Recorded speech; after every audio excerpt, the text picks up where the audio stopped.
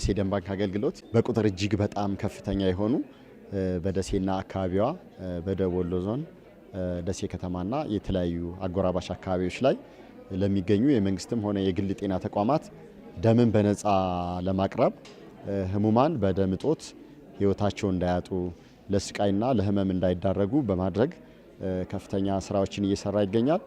ይህን ስራ ስንሰራ እንግዲህ ያው በትልቁ ሰዎች ደም እንዲለግሱ በደም ልገሳ ዙሪያ ያሉ የግንዛቤ ማስጨበጫ ስራዎችን መስራት ነው። የዛሬው የንቅናቄ መድረክ ደግሞ የዚህ ዋነኛና አንዱ አካል ነው። በመሆኑም ያው በተከታታይ ዓመታት ደም ባንካችን እንደሚታወቀው በቂ ደም በመሰብሰብ የወገኖችን ህይወት ለመታደግ ከፍተኛ ጥረት ሲያደርግ ቆይቷል። ሆኖም ግን ከጤና ተቋማት መብዛት፣ የህክምና አገልግሎት መሻሻል መስፋት፣ ከቴክኖሎጂው ማደግ ጋር ተያይዞ በህመም ወቅት ያው እንዲሁም ደግሞ አሁን እየተፈጠሩ ካሉ አዲስ የተለያዩ ህመሞች ለምሳሌ የካንሰር ህሙማን ቁጥር በአሁኑ ሰዓት መጨመር እንዲሁም ደግሞ በተለያዩ ምክንያት ቀዶ ጥገና የሚያስፈልጋቸው ሰዎች የቀዶ ጥገና አገልግሎት እዚሁ አካባቢያችን ላይ ስለሚያገኙ እነሱ ይህን ስራ ለመስራት በቂ የደም አቅርቦት ያስፈልጋልና የግንዛቤ ማስጨበጫ መድረኮችን እያዘጋጀን እንዲሁም በትምህርት ተቋማት በእምነት ተቋማትና አጠቃላይ ብዙ ሰዎች በሚሰባሰቡባቸው አካባቢዎች ላይ ግንዛቤ እየፈጠርን የደም ልገሳው እየተካሄደ ነው። ደም መለገስ የጀመርኩት 1985 ነው። በጎ አድራጎት ምን ላድርግ ብዬ ሳስብ ይሄ ሀሳብ ብልጭ ያለኝ በየ3 ወር አሁን የለገስኩ ነው። 87 ጊዜ ለግሻለሁ። ደም በመለገሴ ምንም ሳልሆን ሰዎችን መታደግ መሆኑ ስለሚገባኝ እጅግ ደስ ብሎኝ ነው ይሄን ስራ የምሰራው። በቂ ደም ለመሰብሰብ ማህበረሰቡ የደም ልገሳ ባህሉ ከፍ ብሎና አድጎ ደም መለገስ እንዲችል ግንዛቤ እየፈጠር ነው። ደም የአንድ ጊዜ ስጦታ አይደለም። ደም መስጠት ህይወትን መታደግ ነው። በራስ ላይ ምንም አይነት የጤና ጉዳት ሳያደርስ እንደውም ከለገሱ በኋላ የሚገኝ የጤና ጠቀሜታና የህሊና እርካታ ያለው ፍጹም ሰብአዊ ተግባር ነውና በ9 ወር ውስጥ ወደ 7694 ዩኒት ደም ሰብስበናል። ይሄን የሰበሰበነውን ደም ለሁሉም ጤና ተቋማት ደም ለሚያስፈልጋቸው በእኛ ስር ደም ተጠቃሚ ለሆኑ ከ32 በላይ የመንግስትና የግል ጤና ተቋማት አሰራጭተናል ማለት ነው።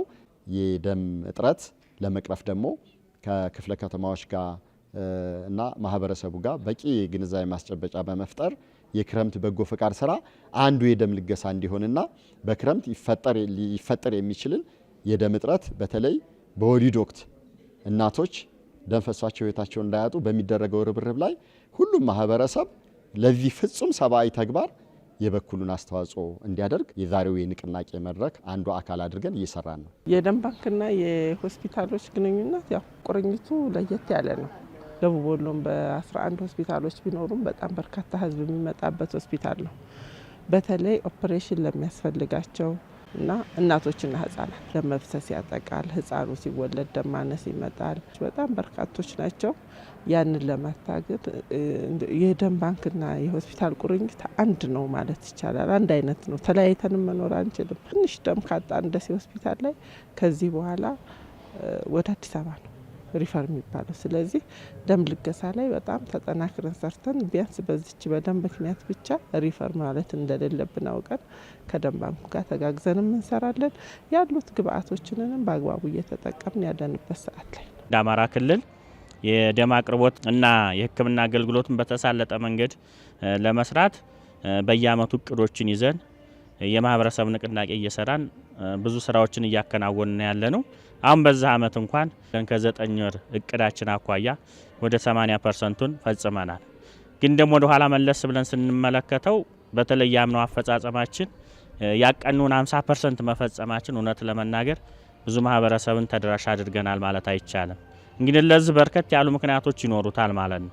አንዱ ወቅቱ የፈጠረው የሰላም እጦት በራሱ ማህበረሰቡን ግንዛቤ በሰፊው ፈጥረህ ተንቀሳቅሶ በመስራት እና በዛ መሰረት የምታገኘውን የማህበረሰብ ክፍል ለማግኘት በመቸገር ምክንያት በቂ የደም አቅርቦት ትንሽ ሲፈተነን ቆይቷል። አሁን እንግዲህ ሰላሙ ትንሽ እየተሻሻለ ሲመጣ ደግሞ በዛው ልክ አፈጻጸማችን እያደገ መጥቷል ማለት ነው። ይሄ እንግዲህ የተሰራው በ10 ደም ባንኮቻችን አማካኝነት ነው። እንግዲህ ወደ 50,000 አካባቢ ዩኒት ደም ነው እየተሰበሰበ ያለው። ያ ማለት እንግዲህ ከ150 ሺህ በላይ ማህበረሰብ ክፍሎችን ያገለግላል ማለት ነው። በደም ባንኮቹ እየተሄደ በቋሚነት በመደበኛነት እንደሌላው አገልግሎት አይሰጥም። ስለዚህ ምናልባት የጾም ሰዓት ሲሆን፣ ትምህርት ቤቶች ሲዘጉ፣ ክረምት ሲመጣ የግድ የደም አቅርቦቱን ማሻሻል ያስፈልጋል ማለት ነው እና ለዛ ቅድመ ዝግጅት ሰርቶ ስራዎችን መስራት ያስፈልገናል።